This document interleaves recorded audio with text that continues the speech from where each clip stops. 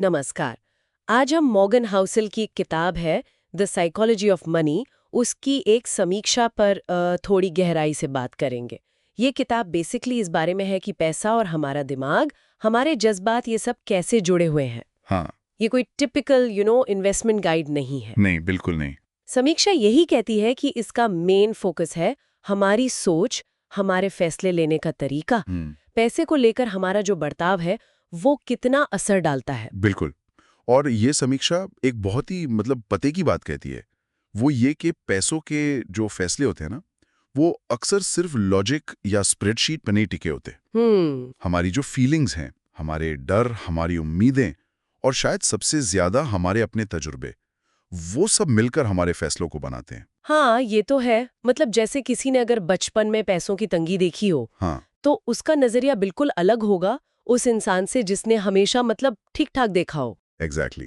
और इसीलिए शायद हम किसी दूसरे के फैसले को गलत नहीं कह सकते, सिर्फ इसलिए कि वो हमारी तरह नहीं सोच रहा। अच्छा, तो इसका मतलब कोई एक सही तरीका है ही नहीं, क्योंकि सबके अनुभव अलग हैं। काफी हद तक समीक्षा इसी तरफ इशारा करती है। हर किसी की अपनी रियलिटी है, अपने सीखे हुए सबक हैं। तो जो एक के लिए समझदारी है, वो दूसरे को बेवकूफ़ी लग सकती है।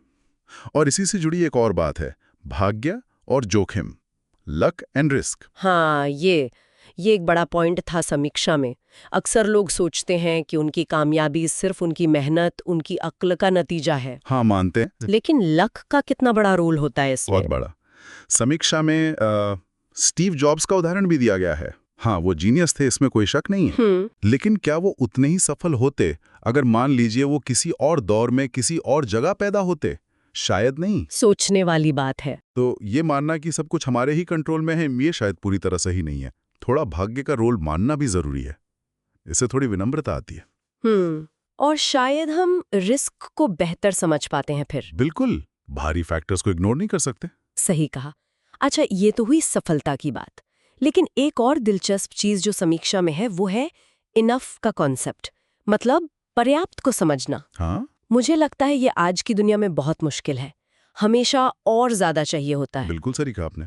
समीक्षा इस पर बहुत जोर देती है कि और ज्यादा की जो अंधी दौड़ है, उसमें भागने से बेहतर है कि हम ये समझें कि हमारे लिए कितना काफी है।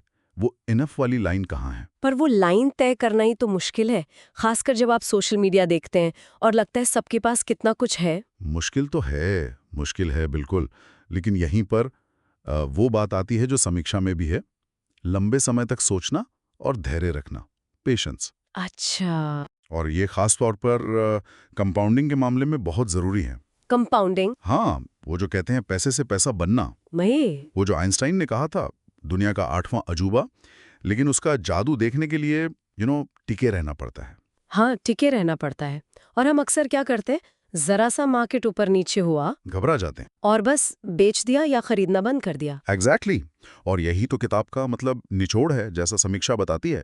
ये आपके व्यवहार पर फोकस करती है। कंपाउंडिंग का फायदा लेने के लिए गणित से ज्यादा जरूरी है इमोशनल कंट्रोल, लंबे समय तक बने रहने का डिसिप्लिन। सही है। समीक्षा में किताब के स्टाइल की भी बात हुई है ना? हाँ, बताया गया है कि भाषा बहुत सरल है, कहानियों का इस्तेमाल किया गया है। अच्छा, किससे कहानियों से मुश्किल बातें भी आसानी से समझ आ जाती हैं। ये तो अच्छी बात है, क्योंकि फाइनेंस की किताबें अक्सर थोड़ी ड्राई हो जाती हैं। हाँ, वो तो है।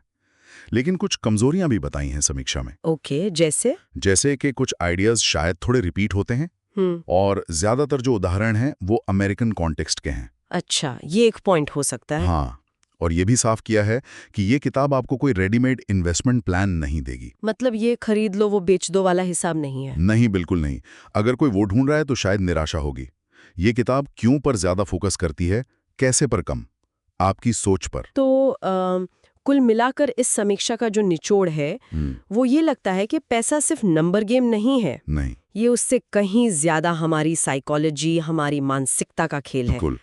अपनी सोच, अपने बर्ताव को समझना शायद स्टॉक चुनने से भी ज्यादा जरूरी है। और इसी बात को आगे बढ़ाते हुए शायद सोचने के लिए एक सवाल ये हो सकता है, हाँ। कि जब हम खुद अपने पैसों के बारे में फैसले लेते हैं तो हम कितना तर्क से चलते हैं और कितना अपनी भावनाओं से, अपने डर से, या शायद लालच से, या जो पहले हो चुका है उन अनुभवों से। ये वाकई सोचने वाली बात है। हाँ, इस पर सोचना शायद हमें अपने फाइनेंशियल बिहेवियर को और बेहतर समझने में मदद कर सकता है।